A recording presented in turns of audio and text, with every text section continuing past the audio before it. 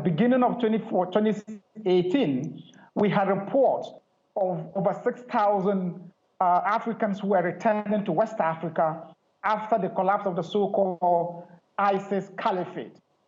So today we have the fall of Kabul, and we believe strongly that it gives a lot of impetus, a lot of motivation, and some false sense of, victory, in the sense that they are fighting for the same cause in terms of seeking to unseat or topple governments that they are fighting within the various countries. If you consider the fact that the threat of terrorism is expanding and rising in many parts of the continent, we are currently challenged in terms of dealing with, the so-called Al-shabaab in Cabo Delgado in Mozambique. We're dealing with Boko Haram in the northeast of Nigeria. We're having Jenin and other affiliate groups of ISIS in West Africa and Burkina Faso. This, we believe strongly, is a huge, huge booster for the cause of terrorists in West Africa. African leaders are obviously watching the Taliban takeover in Afghanistan.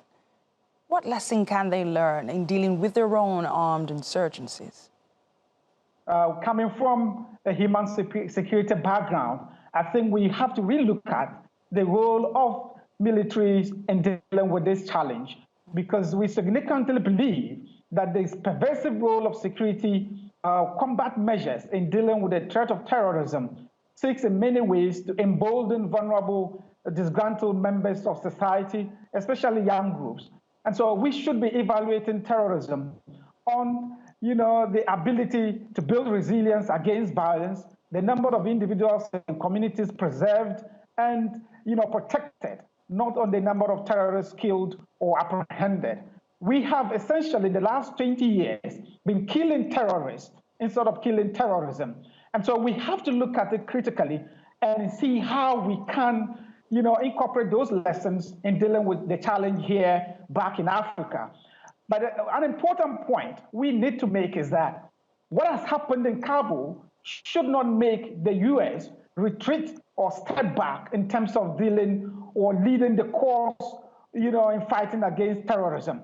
They need to really look at what measures can they take differently in ensuring that we build strong resilience against terrorism, especially in supporting African governments. But isn't that a big problem? There's always the tendency to look at Western governments for solution. What can African governments do by themselves to stop this carnage, the surge of attacks from insurgent groups? Or are they completely helpless?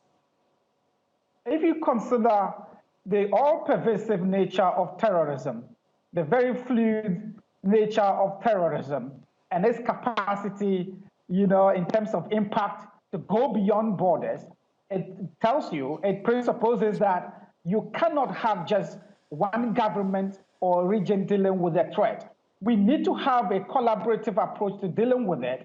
And if you consider that African governments have been challenged significantly in many ways, the pervasive issues of existing conflict, prolonged, unresolved conflicts within these countries in Africa, it tells you that we need much more than we have been doing. We require extra external support to deal with it. The Global Terrorism Index report for last year, 2020, point to the fact that over 93% of terrorist fatalities, came from countries already in conflict. It tells you the threat and the pervasive nature of the role of conflict in dealing with this, threat. And so we need extra support. We can look at the poor, vulnerabilities in terms of youth unemployment, the huge inequality, the gap in terms of the rich and the poor. It is a huge gap that requires fixing. And we believe in many ways, African governments are not adequately prepared economically to deal with it, head on. If you look at issues of what we call ungoverned spaces, places or spaces where the government does not exist in terms of security as well as in terms of development, it requires extra support to be able to deal with that challenge. And for that matter, I think African governments will not be able to deal with it on their own successfully. A lot of solid points he made right there. Mutaru Muqthar, Executive Director of the West Africa Center for Counter-Extremism.